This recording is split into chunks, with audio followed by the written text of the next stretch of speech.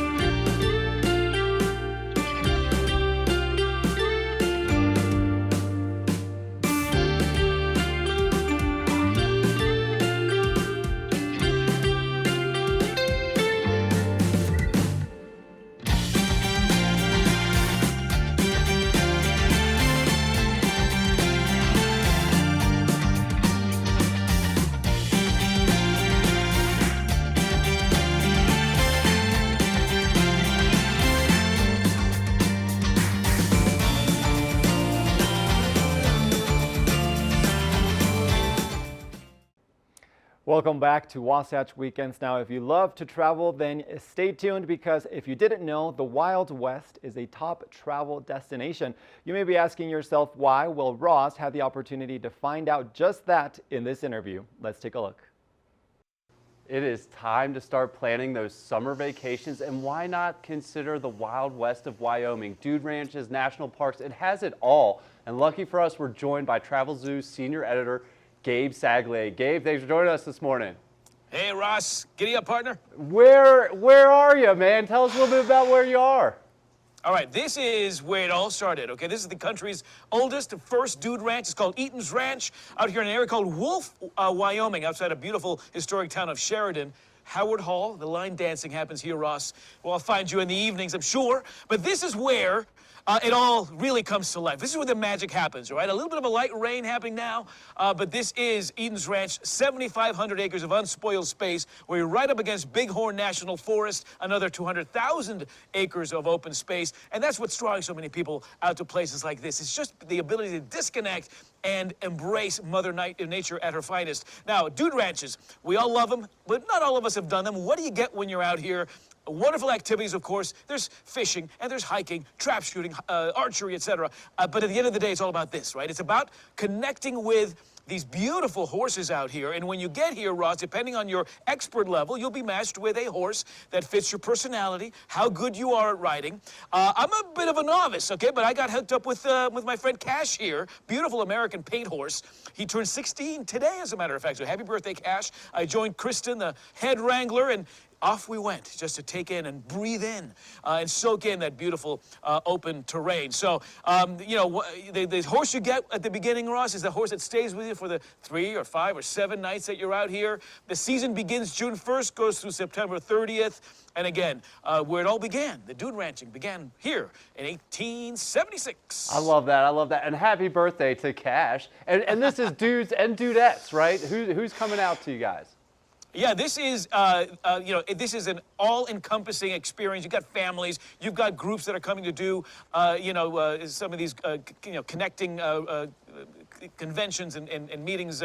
Kind of thing. You get bachelorette parties, you get bachelor parties, the whole thing. And some people are expert horse riders. This is one of the few ranches that will allow you to go out into the trails unescorted. Or if you're a novice like me, you've got a wrangler by your side. Again, Kristen she's the head wrangler here. So you've got a large contingency of wonderful women who can take on these horses and really show you the ropes, if you will. But yeah, everybody's welcome, all skill levels, because at the end of the day, you are being hooked up with a horse that matches your specific skill level. Love that. Gabe, do you have any tips for people planning to get out there? How and when should they do that?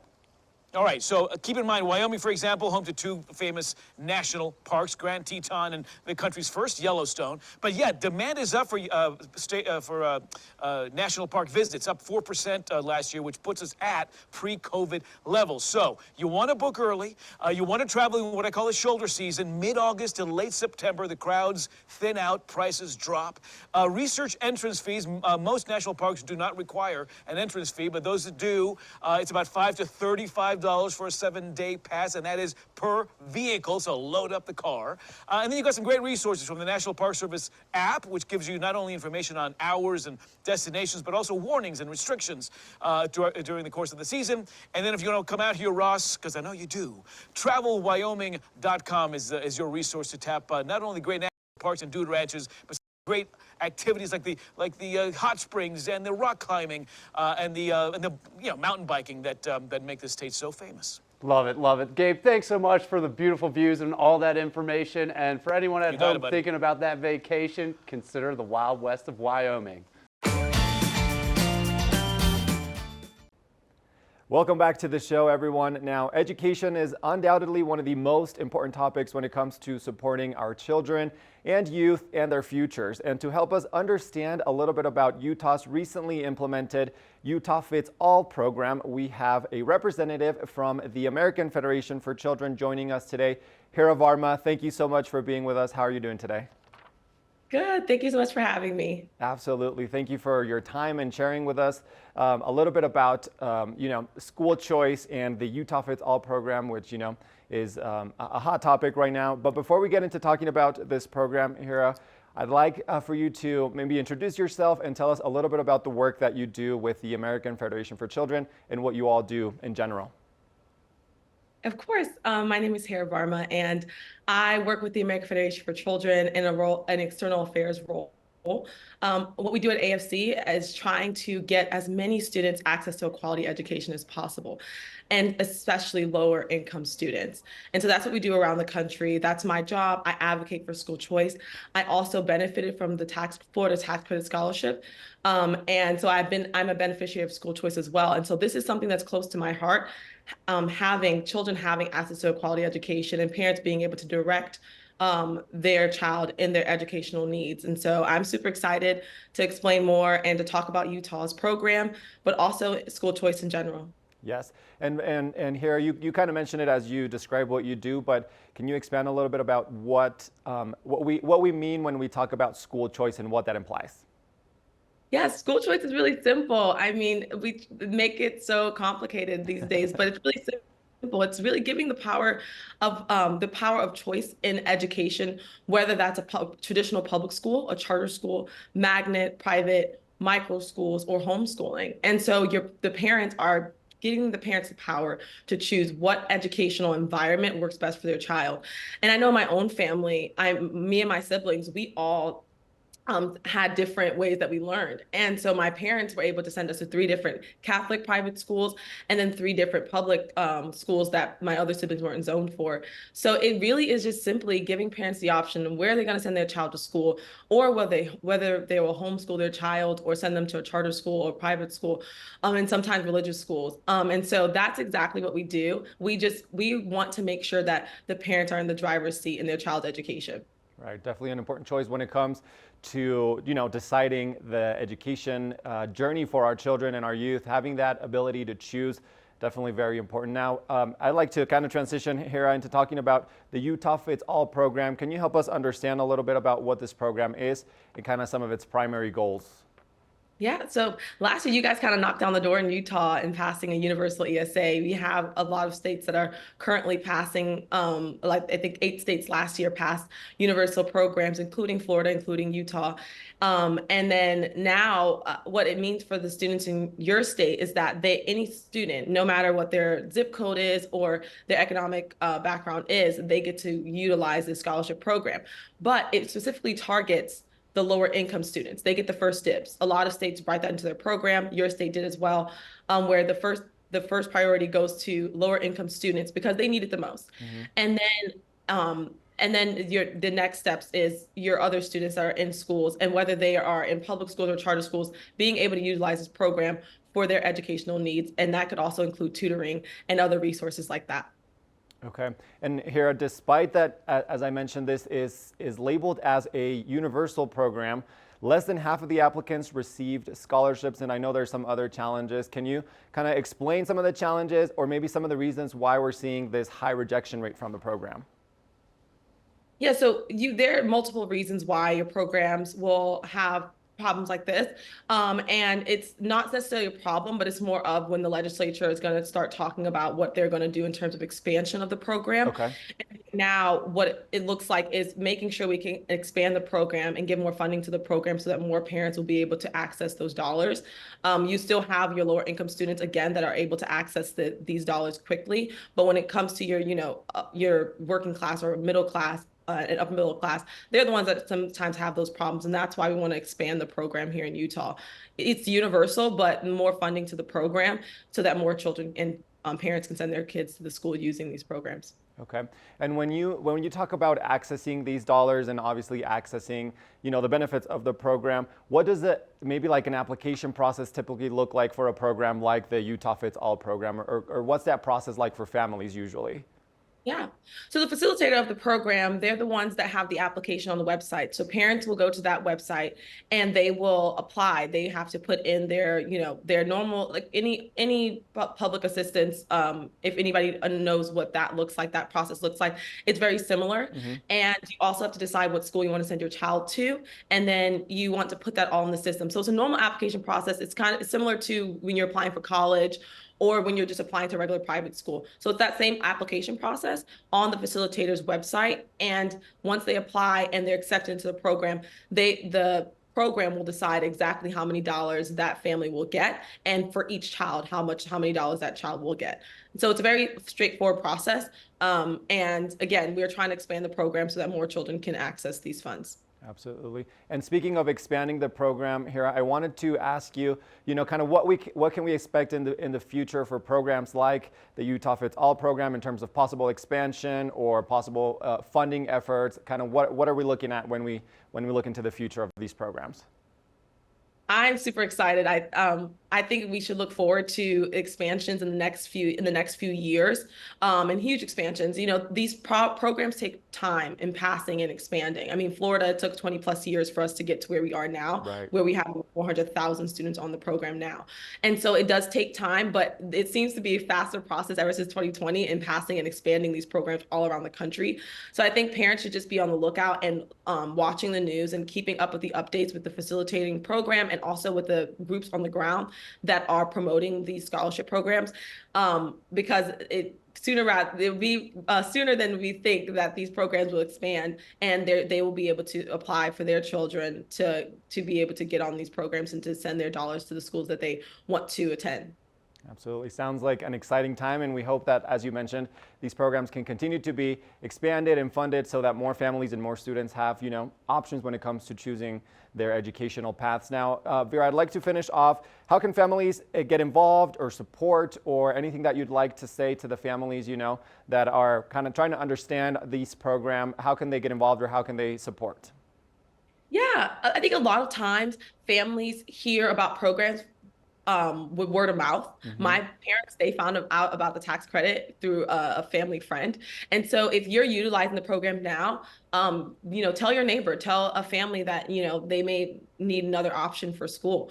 You could also support by advocating for school choice and telling your legislature that they should expand these programs. And then if they also have any questions, feel free to go on our website, the American Federation for Children, federationforchildren.org. And we have plenty of stories on there, and plenty of resources for families to be able to navigate their state's program. Awesome. Well, Hira, anything else you'd like to add, or anything that maybe I didn't touch on during the interview that you'd like to conclude with? No, I think you hit them all, but no, I'm super excited for the state of Utah. I think you guys have a bright future. We're working really hard to make sure that every child has access as soon as possible, because I understand how frustrating and also how stressful it can be on parents. My parents, I was one of 12 children in my family, wow, and 9 of us benefited from Florida Tax Credit Scholarship. And I know that was such a relief for my family to be able to send all of us schools that best fit our needs. And now we have 4 college graduates and 6 university and 2 in high school. And so I love that I get to support this every day, but I'm also excited for other states and other families that they'll be able to access these dollars and have the same outcome that my family did. So I'm just really excited to talk about school choice. Absolutely. Well, Hera, thank you so much.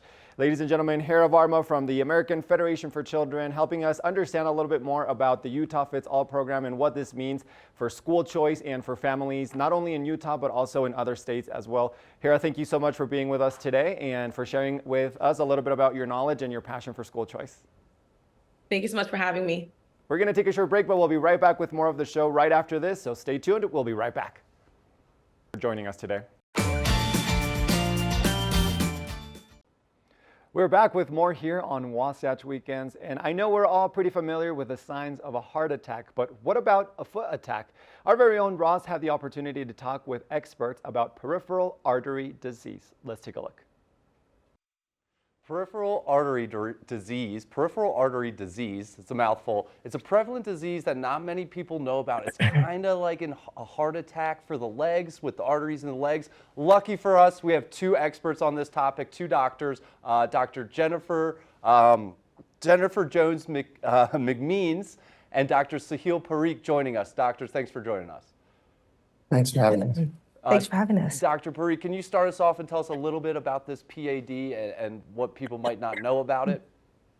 Yeah, peripheral artery disease is very common. It's about 1 in 10 Americans will develop it. So 40 million Americans will develop PAD, and it's really a blockage of the circulation of the lower extremities or of the legs.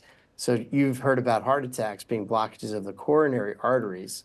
This is a blockage of the leg arteries, and these blockages are made of plaque, which includes cholesterol and calcium and other substances. And as the blood flow is restricted, people develop symptoms because of the lack of delivery of oxygen to the muscles. Yeah. So for example, patients who walk will develop cramping, and eventually they'll get pain at rest. And if the blood flow is severely blocked, they can develop wounds that result in amputation.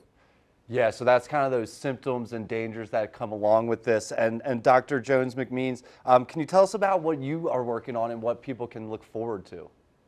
Yes, so Abbott is very proud that we have the Esprit BTK system that is approved, and for physicians like Dr. Parikh to use this to treat these blockages in the leg arteries for the severe form of peripheral artery disease. And so we know now that currently there is one standard of care for that physicians normally use, and that is balloon angioplasty. But the problem is that it's not the most sustainable treatment. It pushes the plaque aside, but the artery closes up again. And so what Esprit does, it actually delivers, it's delivered to the treated area. It does deliver a drug. That drug is very important because what it does is it keeps the artery open. Once the artery is open, the scaffold actually, or the Esprit system actually supports it for a short period of time. It doesn't need to do it over the long term. And what will occur is, though, the Esprit will dissolve and go away. The artery stays open, blood flow is restored. And so what we did find in our Life BTK trial is that the Esprit BTK system was far more successful than standard of care with balloon angioplasty in keeping that artery open and blood flow occurring. Awesome. And what exactly is different with this type of treatment versus the other ones that are out there?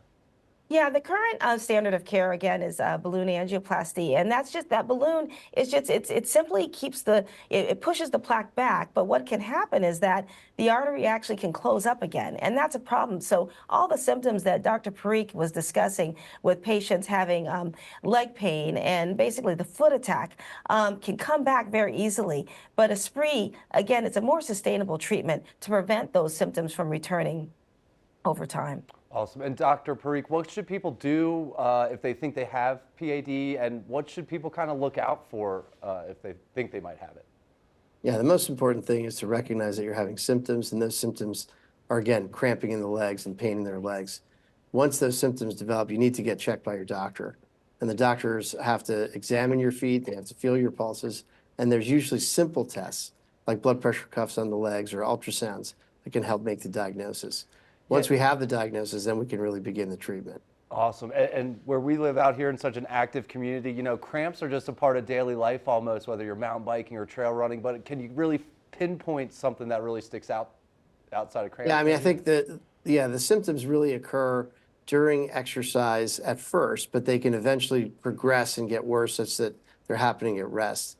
And so in contradistinction to maybe overdoing it on the slopes or on the trail, these are symptoms that are repeated and recurrent and really come with associated loss of your circulation. So if you have symptoms that sound like they could be from any of these causes, you should get checked and have the test done so that you can confirm or deny that this is the diagnosis. Awesome. And if people do need the treatment, what's that turnaround look like? Is it kind of a quick turnaround, or is it a lifelong process? What's the turnaround with the treatment look like? Well, peripheral artery disease is a disease that lasts a lifetime, and the treatment will continue for a lifetime. But the procedures are now minimally invasive, and usually patients are in and out in the same day. So I think it really depends on whether they need their circulation restored with a procedure or if they just need the medications. But in all cases, once a diagnosis is made, you can get care from a specialist who can give you the right guidance. Definitely, definitely. And then are we looking all the way from the ankle up with the legs, or where are people really seeing these symptoms? Yeah, so the blockages can cause pain in the calves and the feet, and further up if the blockages are high enough. But most commonly, the symptoms are in the calves and the feet. Okay, awesome. And can people kind of try to prevent this? Is this genetic? Is there anything people can do ahead of time to get ahead of it? Yeah, it's just like any other vascular problem like heart disease or stroke. You need to control your risk factors: high blood pressure, cholesterol, diabetes. You shouldn't smoke, and you should exercise. And those are the things that we can control that can reduce your risk of developing the problems in the first place. Amazing, amazing. Thank you guys so much for joining us and all that information. Where should people go to learn more information? They can go to abbott.com or they can go to pad-info.com. Awesome. At Abbott, that's ABBOTT.com. TT.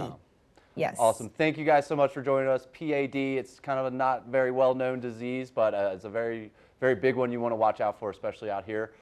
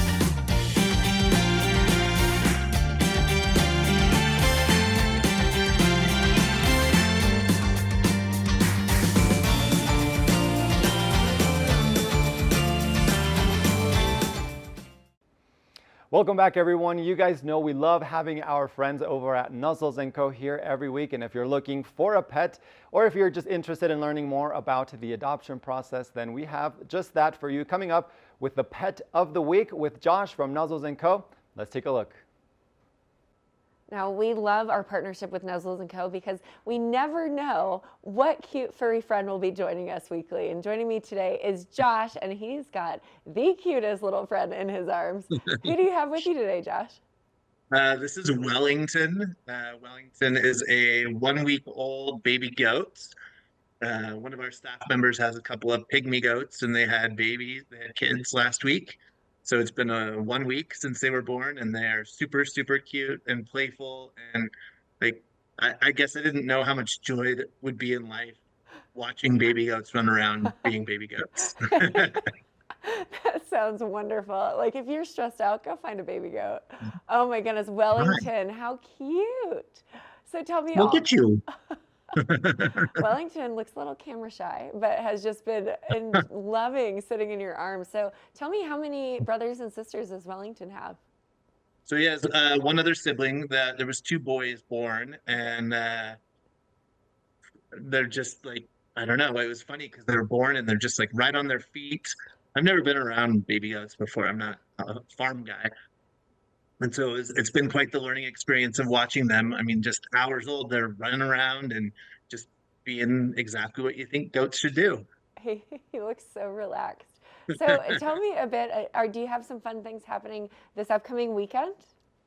So today is our baby shower. So once a year, we kind of celebrate all the baby animals, and we do a little bit of a fundraiser and fun activities. And so today, from 12:30 to 3 o'clock, these two baby goats and their mom will be in our center romp room in our adoption center. So you can watch them run around, jump on playground equipment, be really super cute. They like to jump in the air and kick their feet together, and occasionally they do headbutts and things. So they'll be there for people to kind of watch them do all their adorableness. And we'll have some scholarship opportunities, meaning you can, for a $150 donation, you can give a baby animal a scholarship, and that pays for their spay, neuter, microchip, all that other stuff. And I'm actually printing off graduation certificates that you get to take home. We have scavenger hunt bingo, so bingo cards that have all sorts of things on them, and so you get to walk around the adoption center and look at various things. And when you get a bingo, you get to spin our spinner wheel for a prize. And then we also have an opportunity drawing. So if you want to buy opportunity drawing tickets, it helps support our rescue, and we have a $275 spa package that you can win for that. I mean, all of those things sounds like so much fun and exactly a good way to come visit and a good reason to come visit. So I love the scholarship and the play on words that you have for this event. And I can't get over how cozy Wellington looks just hanging out in your arms. Jenna, who's our cat manager, is the one who owns the goats, and she said these baby goats really like a lot of socialization, and so they love being held. They're super affectionate and they're very playful. And just like dogs and cats, like having this sort of affection when they're really young it imprints on their brain and makes them more sociable as adults. So this is actually really key to their upbringing right here. To their development. I mean, he's just falling asleep in your arms. I'm sure as soon as you put him down, he's going to be kicking and jumping, Kicking and around. Hey, and he's it's so smart. cute. They're just jumping and hopping and just it's so adorable. So stop by our adoption center today. Come watch the goats and just be entertained. Play some bingo, spin and see if you can win a prize. And we do have puppies and kittens and other adult animals for adoption today. That's wonderful. Well, Josh, tell us again about volunteer opportunities, how we can come walk dogs and cats or pet cats, whatever it is. Yeah, I mean, both locations, volunteers are welcome to come walk dogs, spend time with cats. Some people brush the cats, some people are reading to them, just being around them so that they can understand what it's like to be in a home, spend some time with them, socialize them. And we do have the goats at the ranch when they're not at the adoption center right now. So you can even come by and meet the baby goats if you come volunteer at the ranch. Well, it sounds like a blast. I mean, Wellington, I can't get over him. He's so cute. I love it. So he's got one other brother, and it's just going to be fun for anybody involved. Well, Josh, we appreciate you and all the work that you're doing in the community to rehome and provide better lives for these animals as well. So thanks for everything. Absolutely. We love what we do. We pour a lot of our own hearts and souls into what we do, and the animals, you can just tell they're not stressed out. They're happy, and they're ready to make your home rich and happy. I love it. Well, Nuzzles & Co. is such an incredible staple in our community. We appreciate you, Josh, and best of luck on the baby shower today. And we'll can't wait to hear how it goes. Awesome. Thanks so much. Now, stay tuned. We'll be back with more of our show right after this quick break. Ladies and gentlemen, May is a very important month as it is Mental Health Month, and Avisha Scarborough had the opportunity to speak with the director of Paradise Paradox, a documentary that focuses all around mental health in mountain communities. Let's take a look. Welcome back to Good Morning Vail. As I mentioned before, May is National Mental Health Awareness Month, and we have an amazing guest. He is the executive producer of a documentary on a very important topic. It's called Paradise Paradox, and it highlights mental health issues in mountain towns like ours here in Vail. Welcome, Brett. Thanks. Great to be here. Good to see you. So I'm going to talk all about your film, Paradise Paradox, in a moment. But first, I want to show the viewers the trailer so they can see what it's about. I think people move to mountain towns for the freedom, the adventure. The most beautiful thing about this community is that it's for everybody. Every mountain town you go to, you either have these super high highs or super low lows, and the whole town rides these waves. Tourism is the lifeblood of our community because we work where people come to play. It's party all the time.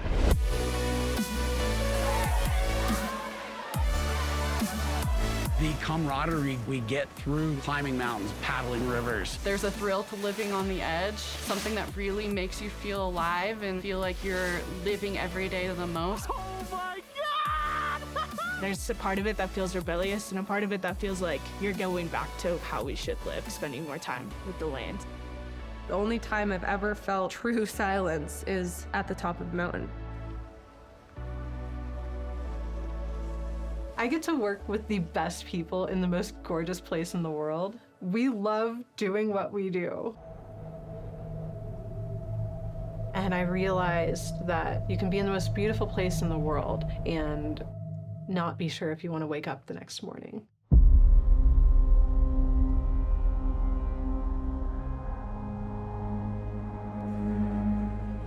The Mountain West is home to some of the most happy states in the country. Yet our suicide rates are sometimes double, triple, even quadruple the national average. It is dark and sometimes invisible. This epidemic of suicide is a major public health concern and is among the We have a true epidemic of serious mental health concerns in our young teens and early adults here. My daughter, she had 6 classmates who had attempted suicide, and no one was talking about it. Eagle County, Colorado is a microcosm for the United States. Mountain towns have challenges that are sort of amplified, but they are the challenges of our country. I haven't brought this out in a while. It's hard for us to ask for help. Gotta do something. Can't keep losing our friends and our brothers and our mothers to suicide. You know, we want to help. We want it to stop. So sorry. I think some people may have moved here running from things that they weren't adequately coping with before they got here, thinking that this would somehow or another make all of that go away. And until you fundamentally address the problem, you can run, but you can't hide. It's the one thing in life that we can all relate to. More than anything else in the world, we can all relate to struggle. We're pretty fortunate in that the product is the mountain, but it's also the people. Without the people, there is no experience, there is no product. We have an obligation to be part of solutions around mental health. You guys know you get free therapy, right? I cannot believe how fast this is going up. Together, my father and I are the lead funders on the Precourt Healing Center. Every person has a common tie to behavioral health. My great hope is that what we do here becomes in some ways a blueprint for what can be done more largely in the United States. We have come together as a community to take steps in the right direction to tackle the issue of behavioral health. Together, we're creating profound change, and we're just getting started. You might struggle with it your whole life, but there's hope for you. Wow, what a powerful film. Brett, what was your impetus? What was the driving force behind wanting to make this film? Sure. I mean, mental health is obviously something that affects all of us. It's something that's personal to me, and I've lost close friends and family over the years.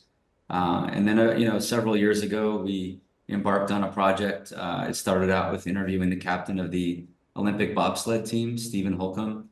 And unfortunately, he passed away just a couple weeks following that interview from an overdose. And it evolved into a film called The Weight of Gold. We partnered with Michael Phelps. You can see the poster behind me. And we ended up recruiting Shaun White and my old friend Bodie Miller and a lot of other incredible athletes to tell their stories. And we really saw it make a huge impact. It came out during kind of peak COVID, July 2020, when they couldn't even hold an Olympics. And it just reached so many people, and I think affected so many people, we decided to do more. So that was really the genesis of this project, was, learning about some of the serious issues that mountain communities like yours are dealing with, and wanting to make something that could be a part of the solution. And the statistics are staggering. I mean, just to see what kinds of numbers we have as far as suicide and depression in mountain towns is much higher than the national averages. And it is paradoxical because, like I said, here in Vail, it's beautiful, it's idyllic, it's gorgeous scenery everywhere. Why do you think people in these small communities are dealing with this crisis? Yeah, I mean, we get into that a good bit in the film to try to explain that. You know, wherever you go, there you are. And I think a lot of people, you know, move to communities like yours to try to get away from, you know, things not being happy in cities and certain places. But it's not necessarily a panacea. And I think in these mountain communities, you have sort of a confluence of a number of difficult things. You've got a party culture, substance abuse, which is a huge factor.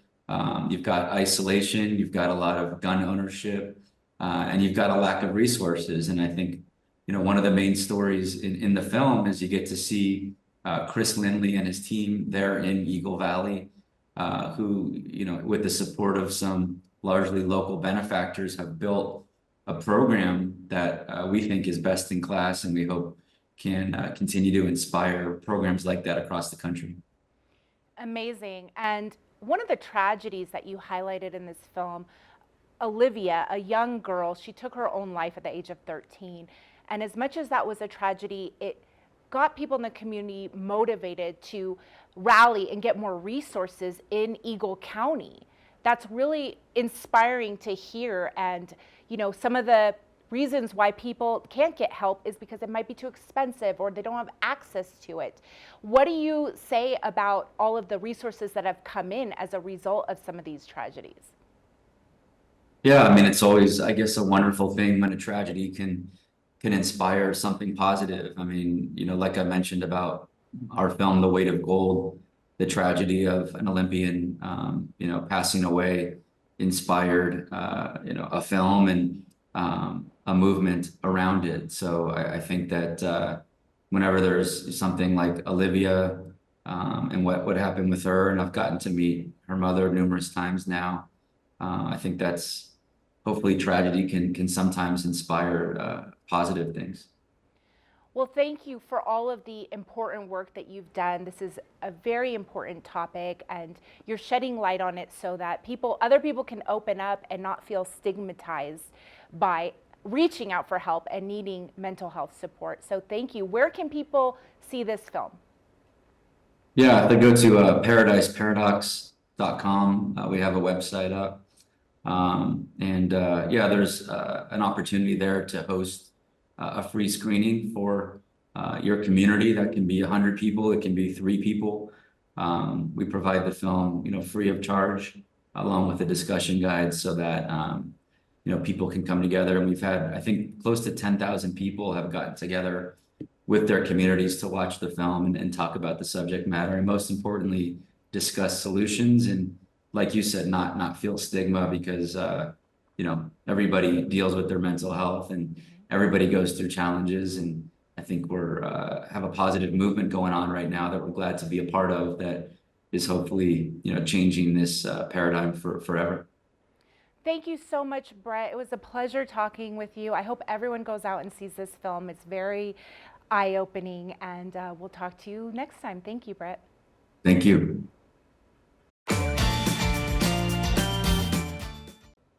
Welcome back to Wasatch Weekends. It is Memorial Day weekend. Memorial Day is coming up on Monday, and if you're looking to cook up some burgers this weekend, we had the opportunity to speak with the Burger Master, who gives us a few tips on how to craft your best burger this weekend. Let's take a look. With these warmer weathers, it is officially grilling season. In particular, it is burger grilling season. And joining us now, we have Chef Josh Capone joining us. Chef, thanks for joining us. Thank you for having me. A lot going on, Chef. I know you're the 7-time winner of Rachel Ray's Burger Bash. You got quite the credentials coming up, and you got quite the burgers in front of you. But talk to us a little bit about this time of year. What goes into a good grilling session, and what do you like to do? Listen, summer grilling is upon us, the perfect season to get outside, enjoy the backyard with your friends and family, and grill up some beautiful burgers to put a smile on everybody's face. Yeah, and so obviously you're in the kitchen here grilling it up. What can you tell us a little bit? I can't wait. What do you got in front of you there?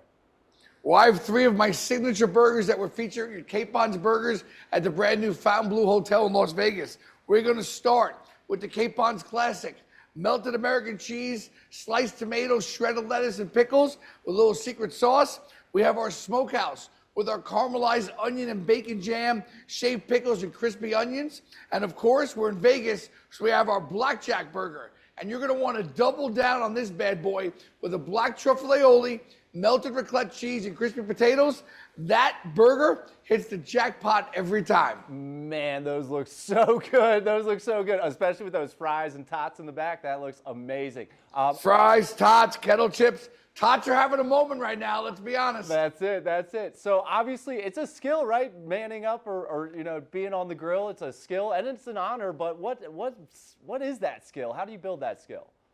Listen, I think everybody should, men, women, children of all ages, just be comfortable with the grill. It's a great way to cook. It's outside in the backyard, your friends and family around you, and you don't have to clean up, which is one of my favorite things about cooking on the grill. Yeah, and what's your biggest tip or trick to someone that's trying to kind of get over that edge and kind of make these things truly special? I think my biggest tip is just bring out everything you need so you're not running back and forth in the kitchen.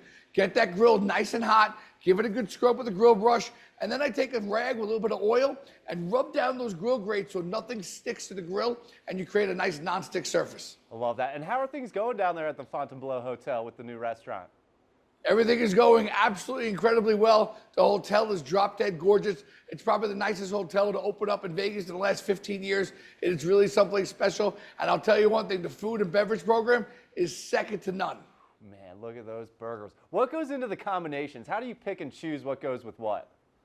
Listen, I just like to have some fun, but when you have your friends and family, just create a whole little toppings bar. Have some different cheeses, have some different buns, brioche rolls, potato rolls, pretzel rolls, sliced tomato, pickles, bacon, anything you think might build the perfect burger, and have your guests just build away, cut them in half, cut them in quarters, taste a whole bunch of different burgers. I love that, and obviously the juicy meat's the big part of it, but you know, you ain't having fun unless you got that bun, hun. What goes into the buns here? 100%, exactly. What was that? What goes into the buns? How do you prep those buns to be perfect? Listen, a little bit of butter, don't tell anybody, a little bit of butter right on the grill and get them nice and toasted on both sides. When somebody picks up that burger, if that bun is nice and warm and toasted, you know you're winning. That's it. And obviously burgers steal the show here, but what do you like to cook up and what else do you serve up at your restaurant? What are some of the accoutrements or sides here? Listen, burgers are all about summertime, but I actually am saying it's a summer skirt steak. I'm a big fan of skirt steak. Give it a nice little marinade, maybe a little taco seasoning, and make some grilled skirt steak tacos. Also another winner in the backyard. That's awesome. So obviously people think it's a real honor to be the one grilling. It's also a little bit of pressure. How do you recommend people get through that pressure of cooking for everyone at the barbecue? Listen, just have some fun, relax. You know, we're only cooking burgers. You can't screw them up. Keep an eye on the grill. Pay attention to what you're doing. You know, you want to be careful. You don't want too many flames, right? We don't cook with fire. But just have some fun in the backyard and keep it casual. So when you're in the kitchen or at the grill, chef, what's the best part? What's your favorite part? Is it putting that last bun on? Is it starting the process? What's your favorite part of this whole thing? I think for me, once that cheese starts melting over that patty and you pull it off and you build a burger and then you just cut them into halves and you're handing everybody a half a burger and you watch them, they look at the burger, they take a big bite, it's all juicy, and they just have a big smile on your face because burgers make people happy. Burgers make people happy, and they make kids happy. Do you have any tips on serving these things up? These are got a lot going on. Any tips on serving it up to the little ones? You know what I like to do? I don't like to commit to a whole burger. So again, make a few different variations. Put some toothpicks in there, maybe 4 so you can cut them in quarters, and have everybody taste a bunch of different burgers so you don't have to commit to one big burger. I love that. I love that. What's kind of next in the grill world? What are you looking forward to this summer barbecuing? Big T-bone steaks, a little filet, little strip, big cowboy ribeyes. I love a good tomahawk chop with that big bone. makes a great presentation. Everybody oohs and ahs when they see that big bone on the tomahawk. I love that. And especially this time of year, a lot of people are just getting those pre-made patties. What's your recommendation here? Just get those patties pre-made, make your own? How do you recommend? You can make your own. You can buy them pre-made. Just make sure your meat is nice and ruby red. It's got some nice marbling in there. I like a blend of chuck, short rib, and brisket. Again, 80-20, meaning 80% meat, 20% fat. Yields a juicy burger every time. Love that. Chef, how fast can you mail one of those burgers to me here from Vegas? Listen, I'm tempted. Believe me, I'll bring it to you right now. If I could, I would. Man, those things look good. Chef, anything else we should have asked you either about, the new restaurant, burger season, anything else you want to add?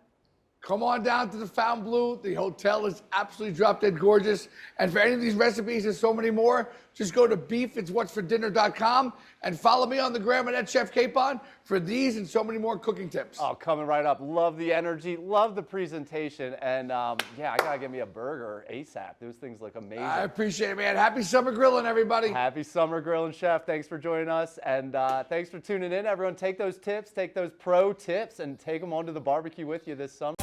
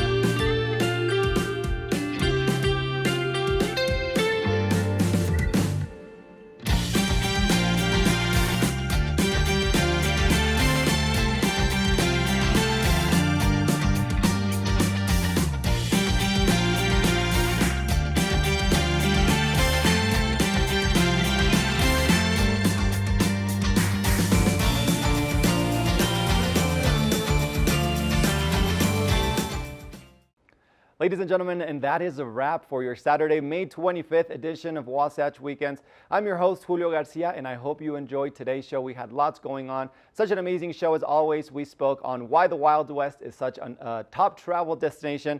We spoke on school choice and why that's important as well. Peripheral artery disease and the importance of noting the signs, as well as the pet of the week with our friends from Nuzzles & Co., mental health, and burgers. So such a dynamic show today. We hope you enjoyed the rest of your weekend. And if you're off on Monday, well then, I hope we get to enjoy your long weekend. Stay safe and enjoy the rest of the day. We'll see you back here tomorrow with more Wasatch Weekends on your Sunday edition. I'm signing off, Julio Garcia. Until next time, have a great one.